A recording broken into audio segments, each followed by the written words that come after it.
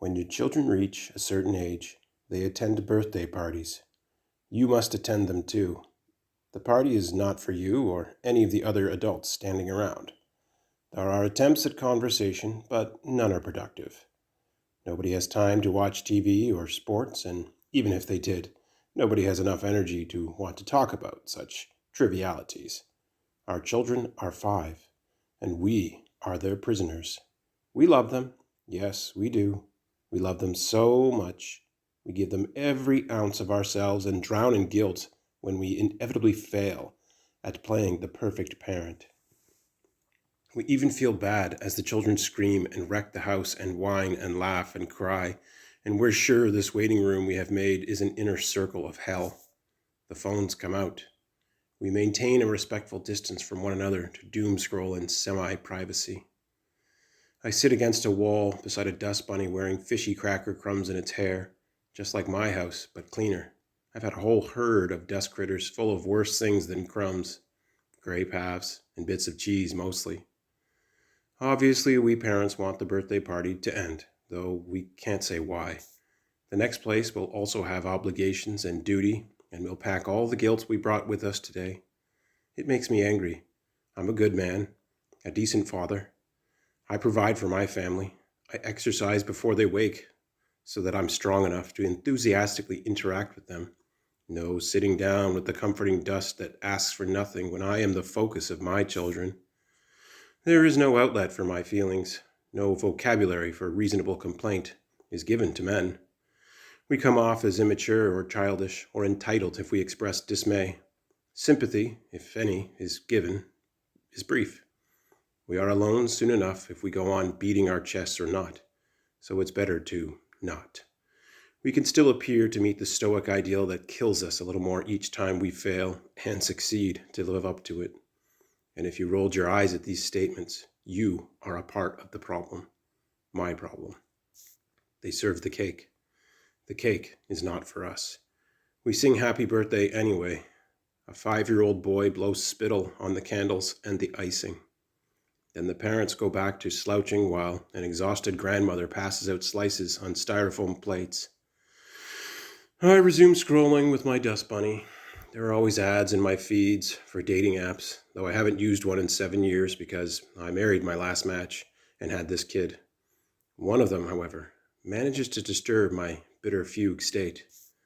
There's a man punching another man under the word Rumblewish. A clever play on words only S.E. Hinton or Coppola fans and users of Plenty of Fish would understand. Then some animated words appear. Swipe right to fight, in blood-dripping red letters. Tap to install. I don't tap. I'm sure I didn't. I move my finger along the screen of my phone, intending to scroll away, dog paddling for dopamine. The Google Play Store opens instead. And there's Rumblewish. It's been downloaded a few thousand times and has a perfect rating score. I installed it without much thought, figuring I was about to play yet another violent video game. Text appears in white Comic Sans, single imperatives delivered in beats like splashing blood on a floor. Anything goes, film for cash, winner takes all, losers don't get up, no running, swipe right to fight. The game loads and what I see is familiar. A circular map of an area occupies the top left of my screen. It's practically identical to the ones found in Grand Theft Auto. However, after a moment, I realize it's a real map of where I am, and I am a blue dot amongst a cluster of red dots. Other players. There are 4 people playing Rumblewish on this street alone. I expand the map and see hundreds more have the app in Bridal Veil Lake. A translucent feed provides faces and profiles, including cash earnings and win-loss records. Much like another well-known dating app, I can open myself to messages from others by swiping right, and I can refuse a challenger with a left stroke. I enlarge the map until the house I'm in is represented by a rectangular blue square seen with a bird's eye view. I'm the blue dot. There's a red dot in this house. I look around at the other sad parents strewn about the living room. Only one, a heavy-set guy, who never took off his plaid jacket, stares. I shrug at him like, What? He taps the edge of his phone and then points at me. I look at my screen. Someone named Big Chew 85 has swiped right on my profile, which I've yet to set up. There's just a gray silhouette where I'm supposed to upload a photo. Big Chew 85, however, has an image, and it's the heavy plaid guy, of course. He clears his throat to grab my attention and nods toward the hallway. He wants me to follow, and I do. When we're in the hallway, he tugs me by the forearm to the door leading to the attached double garage. It's strangely intimate, and I feel weird. I've never done this before, I tell him when we're standing by a workbench. No cars are parked here. Plenty of space for whatever. I know, he comforts me, but trust me, you're going to like it. This app is pretty invasive, I say. Shouldn't it at least wait until I've swiped to show me a user's location? Look, Big Chew 85 says, you don't have to do anything you don't want to. There's no pressure. In fact, that's not allowed. Swipe left, and we both walk out, and that's that, okay? I find I am nodding. He takes off his plaid jacket before crossing his thick arms. It's obvious I'm not as strong as him. I'm mostly a runner. This guy looks like a wrestler. To go left feels like I'd be letting him down. Now there's an odd thought. Am I so programmed to meet the invisible, unknown expectations of a child that I now enter all relationships, even with a stranger, that way? I'm getting angry again, which makes me swipe right on Big Chew 85. Okay, so now the tip of a screwdriver digs a trench above my left eyebrow. Damn it, Big Chew 85 says. He shrugs at my incredulous look. What? I missed. He tries again, lunging like a fencer, and I just barely get out of the way. There's blood trickling into my left eye.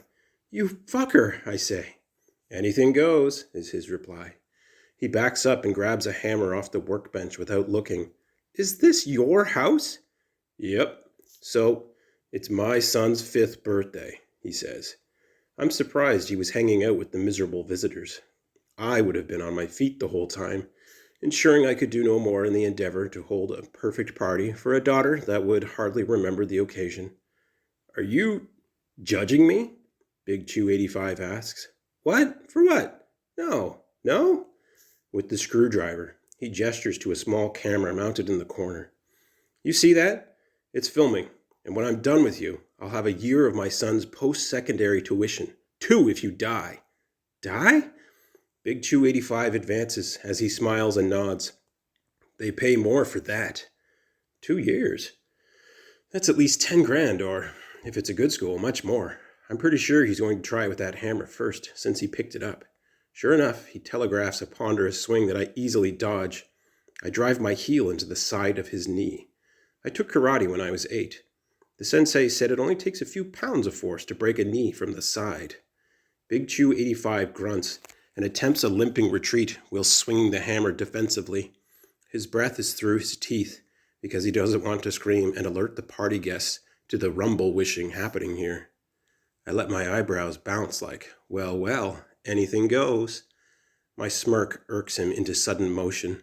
He dives and tackles me, dropping his weapons. Thick, strangling hands are on my throat, and so too 250 some odd pounds. I nearly black out. But then the question I keep asking myself and have asked these past 5 years comes to the forefront of semi-conscious thought. Did you do everything for her? Did you give up, give in, and die instead of paying for university? I don't know where in my lungs I find the oxygen to shout.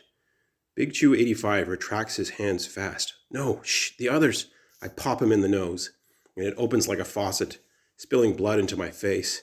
I don't close my mouth and watch the expression of disgust form in his baffled expression as I swallow. He must know now. I will do anything for her. To do otherwise would invite guilt into my already tortured soul. Die, I think at him, as I roll over and retrieve his discarded screwdriver, plunging the Robertson to the hilt in his side. I try, but can't pull it out. He takes the handle and slaps me with his other hand, which only pisses me off. I get up to my feet. He's still on all fours, wincing and looking at me, wondering what I'll do. You won, he says. I can't get up. Call for help. I'll say that I fell. That's how this works. I smile. I can't see through the blood in my left eye. Okay, I tell him, stalling so he won't scream. I can't let him go. That wouldn't be giving her my all. It's a big garage with a lot of tools. I'll spare you the gruesome details of Big Chew 85's demise, except to add, it did not go well or quietly. It was the only time in history a clown was welcome at a birthday party by a guest. Even if I didn't actually see him perform, I certainly heard his act, the only thing more distasteful than murder. I put Big Chew 85's pieces into a trash can outside the side door of the garage. I'm not really sure what I should do next. It's my first time after all. Luckily, Rumblewish has an excellent customer service team. They text some helpful instructions and send someone to remove the body and give me a change of clothes. I take down the camera and clean up in the bathroom and return to the party feeling pretty good. There's $20,000 in my Rumblewish account. I enter my PayPal account information and the money transfers over without hassle. The party ends. My daughter looks tired and ill from too much junk food. I pick her up and hold her close before carrying her to the car. We're driving home when she notices I can't stop smiling and looking at her in the rearview mirror. Daddy's happy, I say. He did something good today. My wife spots the difference in me immediately, too, and I tell her everything. As I thought, she's not at all horrified because the money is there, and Big Chew 85 would have done the same if I hadn't stopped him. How does it work? Her question is eager, but I don't know exactly. So after we put our daughter down for the night, we read more about Rumblewish and even found the video and aftermath of my fight. I can't watch the latter again. She does, though, and when I look at her, she cups my cheek and whispers into my ear, "You're a good dad." It's all I've ever wanted, and I'm finally able to cry.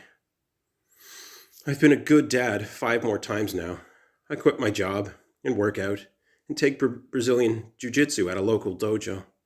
When I saw your ad, it said you were investigating weirdness in Bridal Veil Lake. It got me wondering why, Clariot. So this letter is a warning. Watch your step. See, Rumblewish can only be found in the app place if you're in the vicinity of an existing user. You won't be able to find it otherwise. But high earners like me, well, we get certain privileges. I can practice on any random sucker, and they take care of the mess. I don't know who you are yet, Clariot, but I bet my benefactors at Rumblewish could figure it out if they haven't already. And if you're thinking of calling the police, think about this first. Nobody came knocking after Big Chew 85 went missing, and my daughter and I still go to a hell of a lot of birthdays.